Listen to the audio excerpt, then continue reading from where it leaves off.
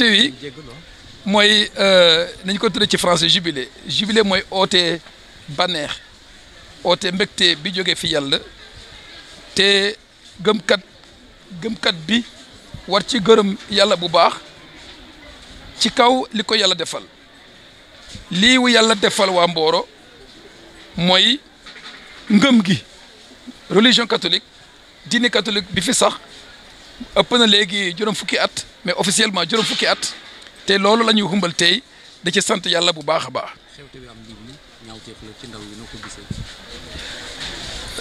ñaawteef la ci ñëpp sax ci sunu réew te war nañ ci rus ñun ñëpp njiit yi kilifa diine yi borom kër yi responsable bu nekk war na ci rus parce que nga gis ndaw ñi nga xam ne ñooy ëllëg ñuy lor seen bopp ñu leen di jàpp njaam loolu vraiment rusloo na te gàcce la ci ñun ñëpp rawatina dama dégg ne am na ay africain yiy jaay seeni moroomu africain comme njaam peut-être que li fi xewoon ca téeméeri at yàlla passé dañoo waxoon ne tubaab yi ñooy jaay mais léegi ñun ñuy jaay suñu bopp te loolu vraiment rusloo na gàcce la ci ñun ñëpp ma profité ci pour wax ne xëy na jeunes yi dañoo foog ne avenir bi maanaam li tax ñu tekki fale la waaye defe naa fii la ñu yàlla dénk sunu réew la ñu yàlla dénk te nu war koo liggéey ndax ñu am ci itam sunu ëllëg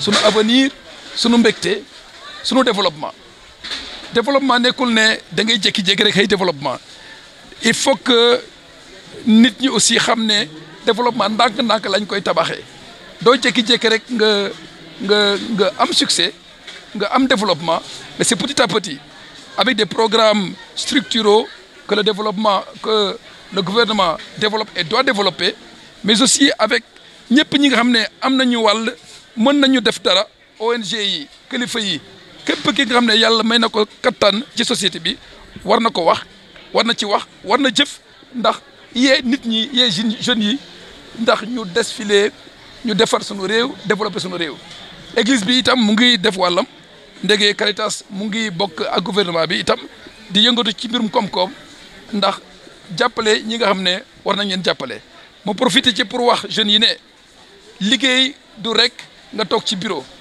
liggéey mooy lépp li nga xam ne mën nga ci sutura sa bopp nga am ci sa dignité liggéey travail manuel liggéey ak sa loxo mu ngi fi mbay maa ngi fi xëy na parfois amul ñu jumtuwaay mais kattan bi ñu am ku nekk amul droit des ne awma dara du ma def dara métti na waaye na ku nekk jóg xeex te yàlla dina barke li des waaw wax naa ko li tax usine bi ñëw file li tax diine jàngu bi église bi ñëw fii usine bi itam am nañ ci wàllam te war nañ ko sant bu baax ndege bu njëkk ba ñiy liggéey fii te doon catholique ñoo exprimer besoin maanaam ñoo wax ne war nañu jéem a am sunu église ndax ñu mën ci jaamu yàlla gannaaw sunu liggéey te booba kilifa yëpp jàpp ji kilifa jàngu bi ak kilifa usine bi ba jàngu bi mel ni mu mel tey moo tax ñu war koo sant yàlla war ci sant yàlla itam kilifa usine bi fi nekkoon sant yàlla itam église bi fi nekkoon ci Thiès ak ci Dakar ba loolu yëpp mën a antu tey nañ ko gisee. Toutes celles de la parole et de la connaissance de Dieu. Et l'apôtre d'ajouter, aucun don de grâce ne vous manque. Voilà, frères et sœurs, ce dont nous devons avoir conscience en ce jour. Il ne nous manque rien à nous qui avons la foi et la connaissance de Dieu. Dieu nous a donné sa grâce en Jésus, par qui nous recevons grâce sur grâce, don après don. Paul bu sell mi tënk na mbokk yi lii waral sunu mbégte chrétien te nu war ci màggal ak gërëm yàlla bu baax tey jile li waral sunu mbégteewu chrétien moo di ngëm gi ci Krista bi Yeesu sunu borom. ci moom lañu jotee bépp maye yàlla. ci moom yàlla sedd nanu lépp li dund nit mën a soxla. ndege moom Krista moo di yoon wi dëgg gi ak dund gi. mbokk yi kon ngëm gi moo ëpp lépp solo. moom lañu war a jiital fonk ko ci kaw lépp. ndege jubile bile feetu ngëm gi la. ngëm gi moo ëpp solo. li koy firndeel mooy nu bañ a méngale ngëm gi ak dara ci àdduna si le nar a wéy. rawatina liggéey alal mbaa sëy waxatuma foo caaxaan ak topp mbëggeel ak jëfini jamono. bañ a fàtte itam ne sunu warugar la ñu jotali ngëm gi. labbi bi wax na ko sànq li ñu jot dañu ko war a jotali ni ndoono jotali ko ndaw ñi ak xale yi ndax fi ak téeméeri at ñu mën a gërëm yàlla bu baax. te loolu mbokk yi njaboot yi ñoo ci war a jiitu. jottali ngëm gi yar xale yi ak ndaw ji ci ngëm yi njaboot yi ñoo ci war a jiitu. kon na ci baay yi ak yaay yi farlu bu baax a baax. ngëm gi nag jafe na moo tax ñaan mooy dundal ngëm. ñaan bañ a saalit.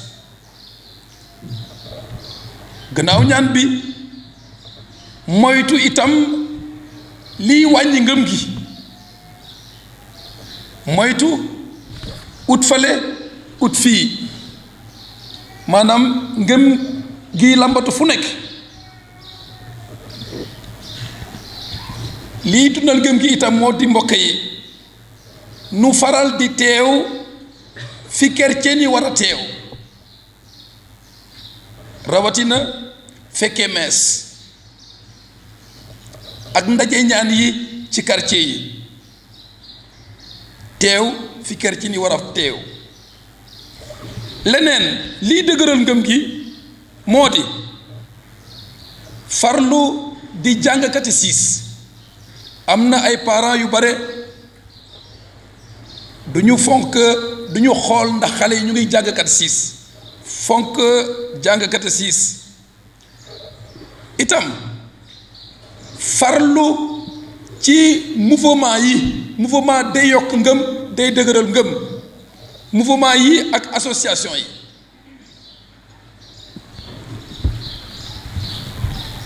frères et sœurs de Mboro, par-delà les réjouissances normales, nous sommes en jubilé qui montre notre joie de ce jour. N'oublions jamais qu'il s'agit du jubilé de la foi, notre foi en Jésus-Christ. Permettez-moi d'insister alors sur ce point que Saint Paul vient de nous enseigner dans la deuxième lecture. Je le paraphrase. Avec la foi, dit-il, nous avons tout, il ne nous manque rien, car avec elle, nous avons part à la connaissance et à l'amour même de Dieu.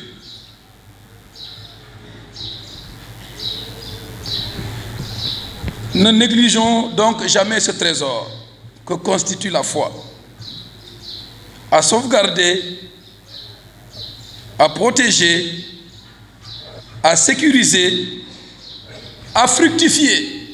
L'évangile nous l'a dit, Dieu nous a confié et il est parti.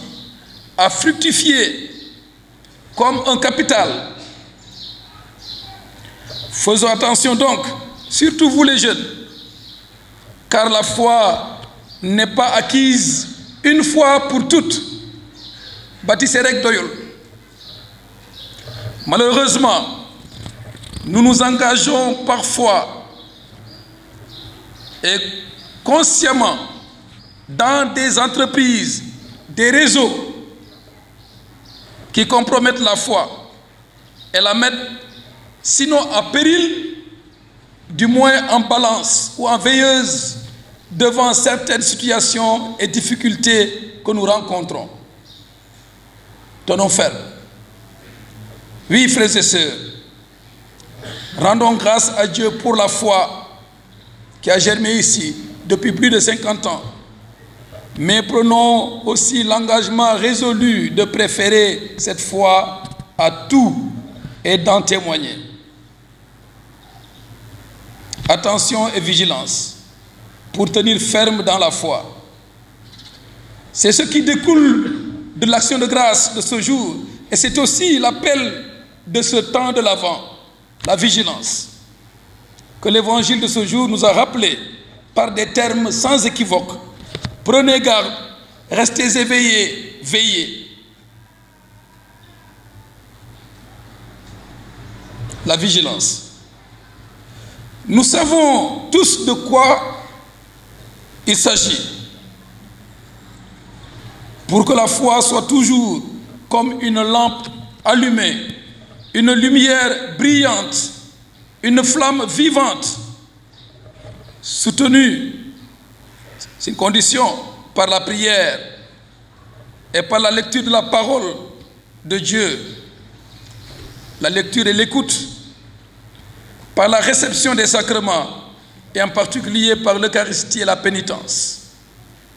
Frères et sœurs, profitons de ces 4 semaines de l'Avent pour attiser un peu plus la flamme de notre foi.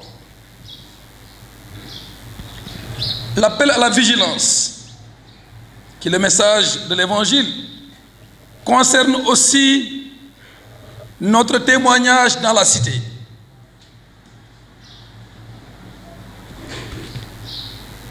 wax naa ko ci ndorte mes bi nu moytu wala sax nu gën a fësal jikko chrétienne gën a feeñal jëfi chrétienne loolu mooy seede bi nu jamono l'Avent jile fàttali. Je veux parler des valeurs chrétiennes qui doivent orienter nos engagements politiques et sociaux, qui doivent alimenter notre présence au travail, qui doivent guider notre vie en famille et dans notre voisinage. Veiller.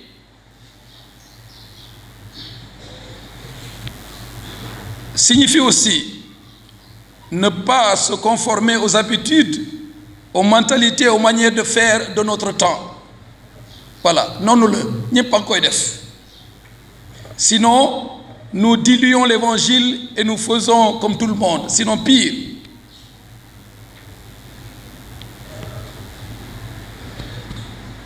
Veiller signifie, entre autres, témoigner.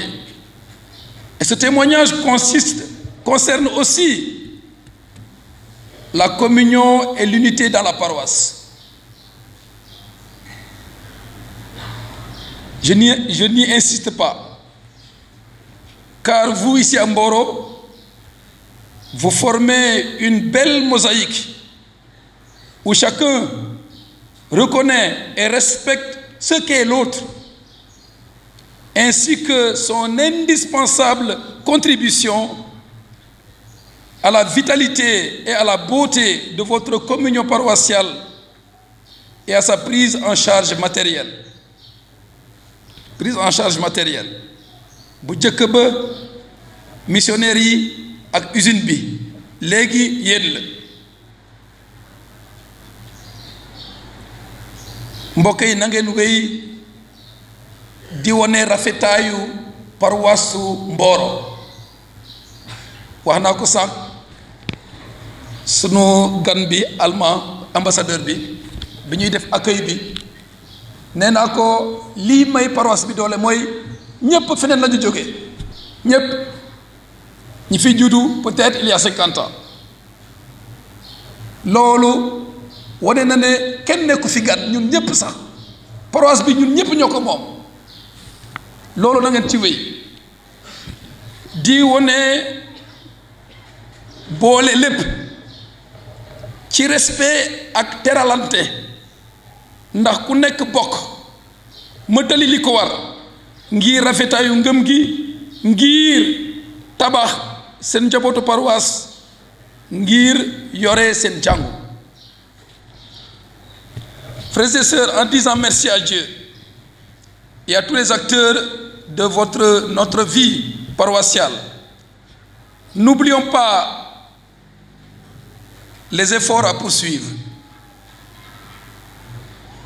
car il faut toujours avancer pour conserver les acquis d'hier et ouvrir des voies nouvelles d'engagement et de témoignage. La foi est une force dans l'engagement. metti na waaye ku mbubboo ngëm gi am nga kattan bi la tax a jëm kanam. Les défis sont nombreux, sociaux, économiques, politiques, formation, travail et avenir des jeunes, éducation des enfants.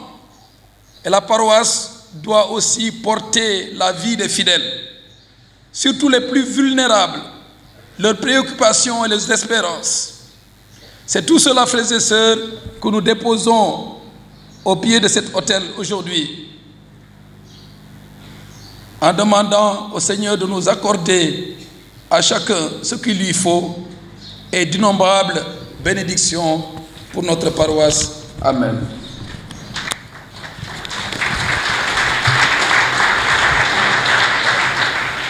J'ai parlé de réforme de notre Père, mais ce n'est pas une réforme, c'est une rectification de traduction. Voilà, où nous demandons à Dieu de nous tendre la main quand nous menaçons de tomber, quand nous sommes dans l'épreuve. J'ai rappelé tout à l'heure, l'abbé François-Émile l'a fait aussi, l'historique de cette paroisse. Lorsque j'ai fait ma visite pastorale il y a 2 ou 3 ans, j'ai rencontré les responsables de l'usine pour leur dire que si cette paroisse est là, c'est aussi à cause et grâce à eux. Et vous les travailleurs, vous avez le lourd héritage de rappeler cela aux générations de travailleurs qui passeront. Et ce n'est pas pour rien que la paroisse s'appelle Jésus ouvrier. Ne renions pas cette histoire. C'est un héritage que nous devons sans cesse porter.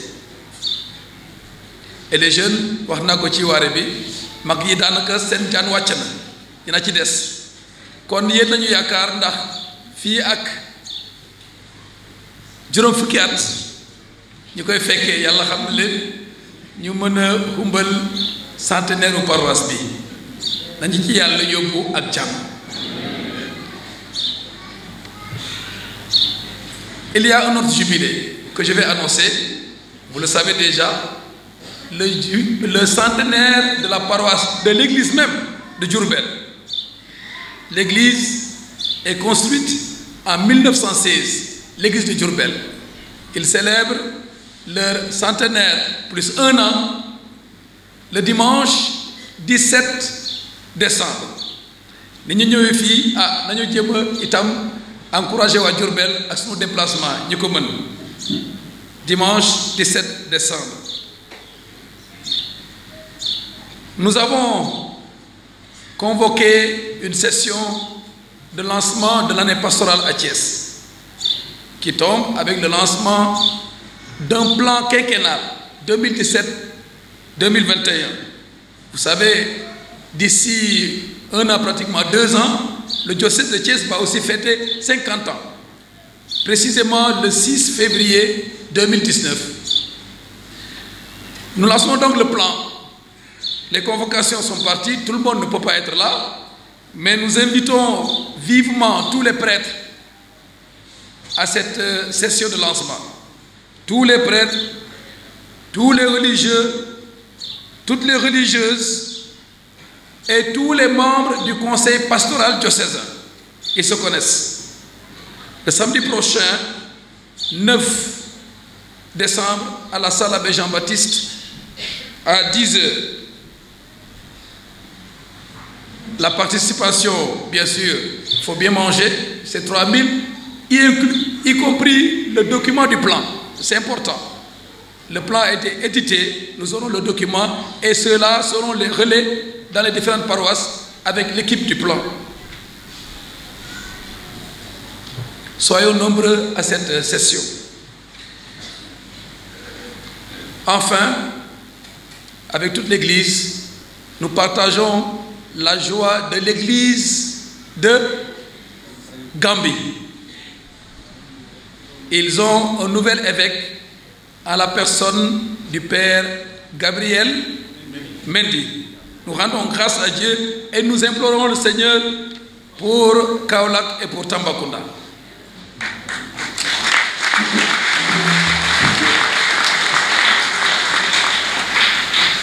Merci encore aux illustres invités qui sont venus, qui ont fait le déplacement, plus particulièrement à nos amis musulmans qui ont supporté la longueur de cette cérémonie.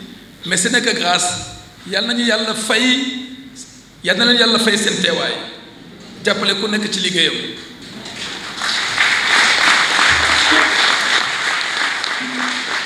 Je vais dire 2 fois enfin, mais enfin, nous nous réjouissons de la présence de l'abbé Jo. Nous l'applaudissons. Voilà. Pour ceux qui l'avaient vu malade, il y a motif d'action de grâce aujourd'hui, n'est-ce pas? Abbé Jo, nous prions, continuons à prier pour que le Seigneur renforce les dons de guérison qu'il a déjà commencé en toi.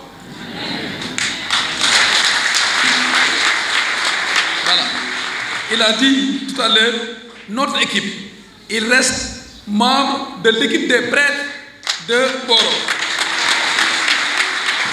Même si la charge pastorale a été déchargée sur l'abbé François qui est administrateur de la paroisse. Mais l'abbé Jo reste membre de l'équipe, il va encore se reposer, mais quand il sera en forme, il reviendra. Nous lui souhaitons bon retour déjà. Voilà, que le Seigneur nous accorde une fête joyeuse et un retour tranquille à la maison pour ceux qui rentrent et pour ceux qui restent ici, restez dans la paix, la joie, l'allégresse. Notre secours est dans le nom du Seigneur. Le Seigneur soit avec vous. Et avec votre esprit. Prions le Seigneur.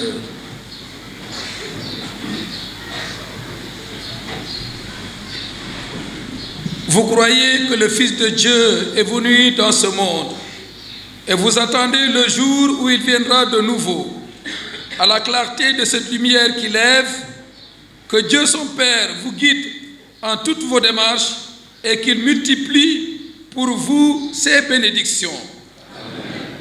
Qu'il rende ferme votre foi, joyeuse votre espérance et constante votre charité. La venue du Rédempteur, pauvre parmi les pauvres, est déjà pour vous une grande joie. Il apparaîtra dans toute sa gloire, qu'il vous ouvre le bonheur sans fin. Amen.